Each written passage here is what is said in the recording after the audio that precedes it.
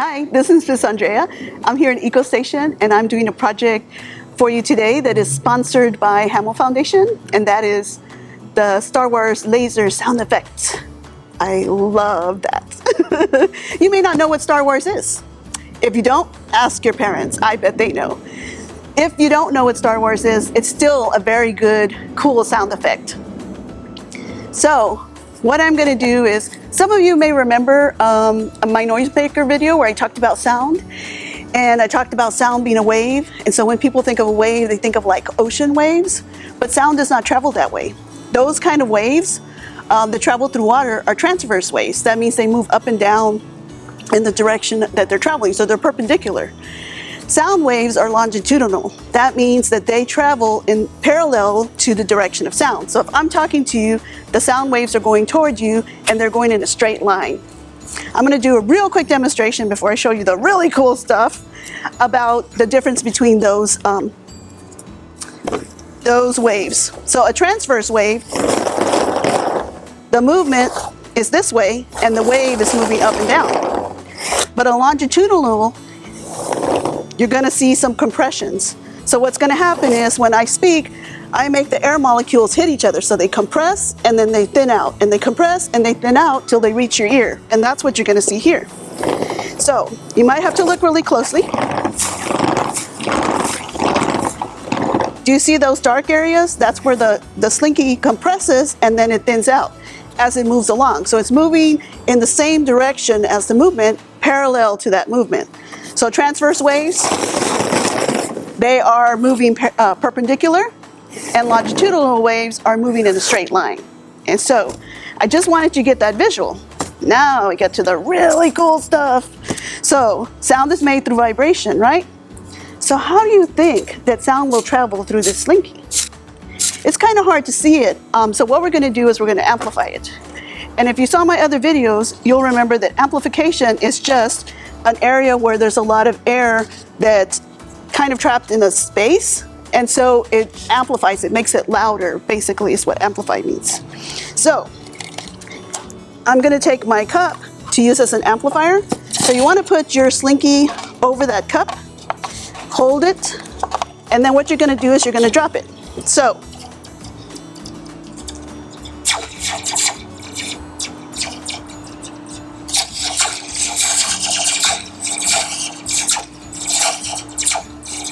do you hear that? So if you can hear it, it kind of sounds like a pichu, pichu.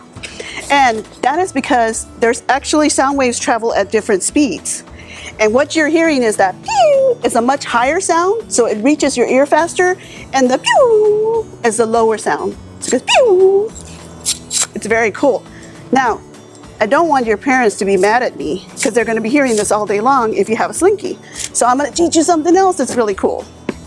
Remember, sound moves through vibration. It actually, sound moves better through solids than it does through the air. So if you take a string, 2 strings, and you make a little loop on one end, big enough for your finger to go through, and tie the other end to the slinky, to the very last rung of the slinky, you can do it to one side and then make another one for the other side.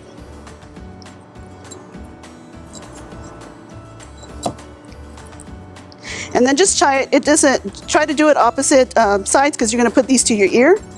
So then you take the loops and you put them in your fingers. So you're going to put them in your fingers like this. And then you're going to put your fingers in your ears, because the vibrations are going to go straight from the slinky through the string to your ears. And so what you're going to do is this.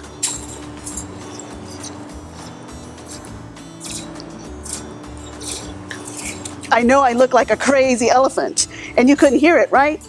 That's because the sound is going directly to my eardrums. And so nobody else can really hear that. I just look like a crazy person with my ears, my fingers in my ears. But that is a project that you can try. Now, if you don't have a slinky at home, you can still try this project by using a spoon. If you tie the strings to a spoon and you clang that spoon against the table, you'll get like a church bell kind of sound. So don't worry if you don't have a slinky, you can still try something out. Using the strings and a spoon, you can get a sound effect also that's pretty cool. So, forgot to mention to you what supplies you needed. For this, basically, you just need a slinky or a spoon. String if you want to do the one where you put it in your ears. Some scissors to cut it with. When I did the slinky, I tried it with different cups. So you don't have a red cup, you can use a foam cup. You don't have a foam cup, you can use a paper cup. You'll still get the same kind of effect to it. Make sure you're holding the slinky, and you don't want to do this over carpet because you could mess up the slinky. And you also don't want to overstretch it.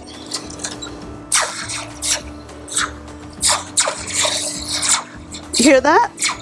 So this is a different cup. I would try different ones. So I got 3 different types of cups. And basically that's all the supplies you need. Now, what if you don't have a slinky? You can also use a spring.